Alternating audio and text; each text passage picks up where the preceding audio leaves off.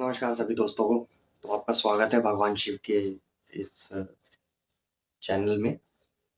जैसा कि हम बात कर रहे थे भगवान शिव पुराण रुद्र संहिता का हमारा प्रथम खंड चल रहा है।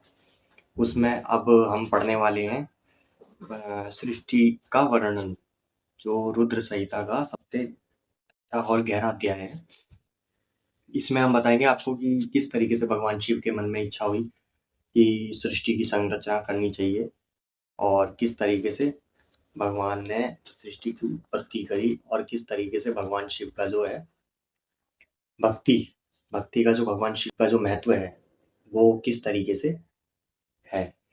तो हम सभी जानते हैं कि सभी के मन में ये सवाल जरूर उठता होगा कि इस ब्रह्मांड की जो शुरुआत है वो किस तरीके से हुई, किस तरीके से भगवान शिव के मन में इच्छा हुई कि हम इस धरती की, इस पृथ्वी की, इस ब्रह्मांड की संरचना करें। संरचना मतलब उत्पन्न करना मतलब अब ये आपका मन में किसी को तो ये भी नहीं पता होगा कि उत्पन्न करना भी क्या होता है। तो शुरुआत करना वो, तो उस समय क्या था? कुछ भी नहीं था। भगवान शिव पुराण के अनुसार जो ये हम बात कर रहे हैं उसके अनुसार इस ब्रह्मांड में कुछ भी नहीं था। सिर्फ एक शिव के अलावा कुछ नहीं था। शिव भी कहते हैं ना कि एक सात्विक और एक तामसिक, या जैसे कि हम सब जानते हैं कि उसमें हम लोग सब लोग कहते हैं कि भगवान शिव हैं भी और नहीं भी, उनका कोई आकार है या नहीं है। तो शुरुआत वहां से हुई थी कि जिस समय यहाँ कुछ भी नहीं था, सब तरफ अंधकार ही अंधकार बसा हुआ था। धरती का कोई निशान नहीं था, ना कोई ग्रह थे, ना कोई देवता था, ना कुछ नहीं था यहाँ पे। तो उस समय ना गति, ना देवता, ना जीव, ना कुछ नहीं था। सब तरफ अंधकार ही अंधकार था और निराकार और अंधकार स्वयं संपूर्ण जो थे सिर्फ वो भगवान शिव ही थे। तो इस अध्याय में हम किस तरीके से भगवान शिव ने क्या किया, कैसे किया, किस तरीके से धरती की उत्पत्ति करी। जिस समय यहाँ इस धरती पे ब्रह्मांड में कुछ था ही नहीं, तब सिर्फ एक संपूर्ण जो थे वो शिव थे, भगवान शिव। फिर एक समय ऐसा आया कि भगवान शिव ने सोचा कि मन में इच्छा हुई कि अनेक हो मेरे से अनेक हो और उस अनेक में सभी में मैं ही वास करूं, सबके प्राण में मैं ही हूं। तो उस समय फिर जब मन में ये इच्छा हुई तो भगवान शिव की इच्छा से ही एक ऊर्जा उत्पन्न हुई। ऊर्जा उस ऊर्जा में माँ जगत जननी ने लिया और उस ऊर्जा में ही धरती की सृष्टि का निर्माण हुआ। सबसे पहले महत्व दी जाती है बुद्धि की, मतलब जो हम सोचते हैं, जो हमारे दिमाग में, जो हमारे मस्तिष्क में जो चलती है, उसकी उत्पत्ति हुई, उसी से ही पैदा हुआ अहंकार, जो आजकल कलयुग के समय में ज्यादातर लोगों के मन में अहंकार बसा हुआ है। और उसके बाद आता है, मतलब इसी अहंकार से 3 गुण उत्पन्न हुए, राजसिक, सात्विक, राजसिक और तुम्हारा तामसिक। सात्विक होता है जो शुद्ध होता है, शुद्ध यानी कि मतलब जिनकी पूजा फूल फल आदि से की जाती है, वो सात्विक कहते हैं। राजसिक यानी कि जिसमें भगवान को हर तरीके का, मतलब एक कहते हैं ना राजा जैसा व्यवहार, या कैसे कह राजा जैसे, जिसमें भगवान को सब कुछ चढ़ाया जाता है, मतलब आसन, ग्रैंड, सोने का जो वस्तु होती है, ये सब चीजें चढ़ाई जाती है। तामसिक में आप सब जानते हैं कि तामसिक में मदिरा मदिरा और मांस, इन सब का भोग लगता है। तो ये जो 3 मैंने आपको पहले भी आपको इस बारे में मैंने शायद से चर्चा करी थी पिछले अध्याय में। उसमें मैंने आपको बताया था कि भगवान शिव को सात्विक, तामसिक और राजसिक तीनों का भोग लगता है। तो इस अध्याय में भी बताया गया है कि ये जो 3 चीज उत्पन्न हुई है, ये अहंकार से उत्पन्न हुई है और अहंकार हुआ है बुद्धि से। फिर पंचमहाभूत। पंचमहाभूत कौन से महाभूत हैं ये भी मैं आपको बता दूं। जो आकाश, वायु, अग्नि, जल और पृथ्वी, ये जो चीजें हैं ये पंच महाभूत हैं। और इन्हीं पंच महाभूतों से हमारा शरीर बनता है और इसी से ही पूरे शरीर मूल्य पूरे ब्रह्मांड को वो है, मतलब पूरा ब्रह्मांड ही इसी पंचभूतों से चलता है।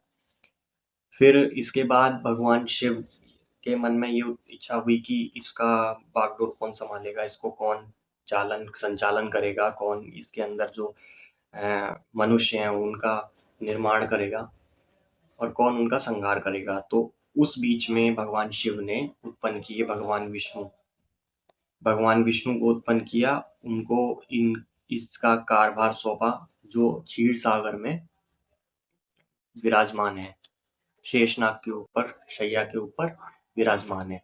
और उन्हीं के ही जो टुंडी होती है, जो नाभि होती है, किसी किसी जगह पे टुंडी बोलते हैं, कि कहीं कहीं पे जगह पे नाभि भी बोलते हैं। उस नाभि से कमल निकले, कमल से ब्रह्मा जी का निर्माण हुआ, जो सृष्टि की रचना करते हैं। फिर ब्रह्मा जी ने 14 लोकों को विभाजन किया, 14 लोकों में, जिसमें सबसे पहले आते हैं देवता। उन देवताओं के बाद आते हैं असुर, असुर के बाद मनुष्य और मनुष्य के बाद जीव जंतु। और इन्हीं से ही ये 14 जो लोक बने हैं, जो 14 लोक बने हैं इन्हीं से ही बने हैं। और जो 14 लोकों का जो चलता है, मतलब 14 लोक जिनसे ये संचालन है, ये 14 लोक ही, मतलब 14 लोकों के अंदर ही 84 लाख योनियां हैं। हम इसके बारे में अगले अध्याय में चर्चा करेंगे, या हम इसके ऊपर अलग से वीडियो बना देंगे, जैसा कि हमने बताया। तो फिर भगवान धीरे धीरे ये सृष्टि चलने लगी और ब्रह्मांड का विस्तार होने लगा धीरे धीरे। अब आते हैं इस अध्याय में किस तरीके से भगवान शिव की महत्ता बताई गई है। तो हम सभी जानते हैं कि भगवान शिव जो है पूरे ब्रह्मांड के संचालन करता है। जो ब्रह्मांड की उत्पत्ति हुई है वो भी भगवान शिव से हुई है। तो यह हमें सिर्फ यही दिखाता है कि जो भी भगवान शिव को, जो भी मतलब जो भी व्यक्ति, जीव जंतु जो भी है, जो भी भगवान शिव को सच्चे मन से मानता है, जो भगवान शिव की पूजा जो है वो सच्चे मन से करता है, वो उसको तर देते हैं, उसको तार देते हैं। हालांकि कि शुरू में थोड़े से पड़ाव बुरे होते हैं, थोड़े से भगवान शिव जो है उसकी परीक्षा लेते हैं, सारी चीजें, मतलब ऐसा नहीं है कि भगवान शिव परीक्षा नहीं लेते। भगवान शिव बहुत ही हार्ड परीक्षा लेते हैं, जिसे कहते हैं। वो सबसे पहले तुम्हें एकांत कर देंगे, अकेला कर देंगे। अकेला करने के बाद वो तुम्हें तोड़ देंगे चारों तरफ से। उसके बाद वो तुम्हें अपनाएंगे। मतलब भगवान शिव समर्पण मांगते हैं कि तुम मुझे अपना समर्पण दो, मैं तुम्हारी सारी पीड़ा हर लूंगा। ये भगवान शिव का संदेश होता है हर चीज, हर किसी के लिए, चाहे वो जीव हो, चाहे वो जंतु हो, चाहे वो पशु हो, चाहे क्या कोई भी हो, असुर हो, मनुष्य हो, देवता हो, कोई भी हो। और जो जितनी ज्यादा श्रद्धा से पूजा करता है और जितनी ज्यादा बार भगवान शिव का नाम लेता है, उसकी अंतरात्मा उतनी ही ज्यादा तृप्त होती है, उतनी ही ज्यादा शांति मिलती है, उतना ही उसको संपूर्ण वो मिलता है। और इस अध्याय में सिर्फ हमें यही बताया गया है, और मतलब ज्यादा कुछ है नहीं इस अध्याय में। सृष्टि के संचार जो था वो मैंने आपको बता दिया। और इसमें ये भी बताया कि अहंकार सबसे बुरा होता है। मतलब पिछले अध्याय में भी मैंने बताया कि आपको ब्रह्मा जी ने किस तरीके से अहंकार में केतकी के पुष्प को अपना,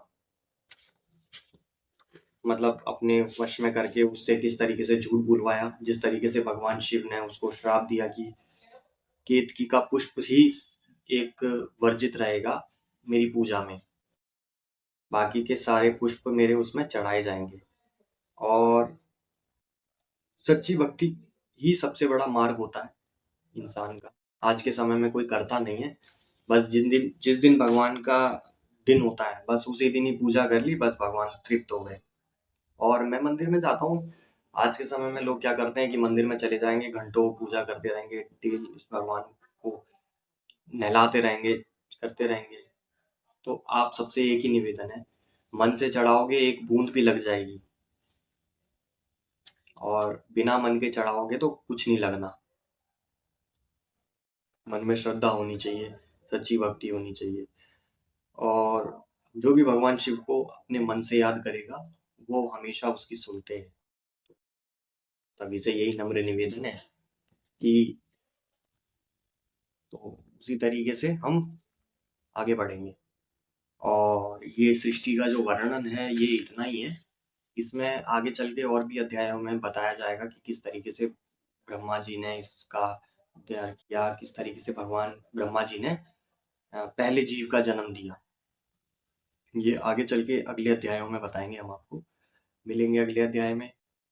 और आपको मेरी वीडियो अगर पसंद आ रही है, या मेरी दी हुई जानकारी आपको समझ में आ रही है, तो आप मेरे चैनल को सब्सक्राइब कर लीजिएगा।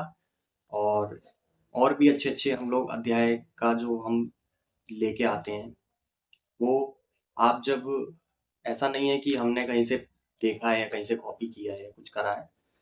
हमने जिस तरीके से हमने पढ़ा है, जिस तरीके से हमने देखा है, और कहीं से हमने जानकारी बटोरी है, तो उसी के बिहाफ पे हम आपको बता रहे हैं।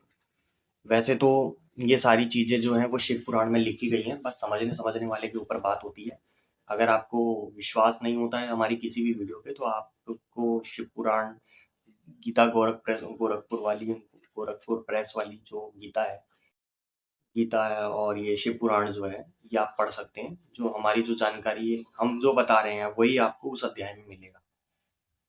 भगवान शिव का जो रुद्र संहिता का चौथा प्रथम खंड में जो 13वां चैप्टर है, सृष्टि का वर्णन।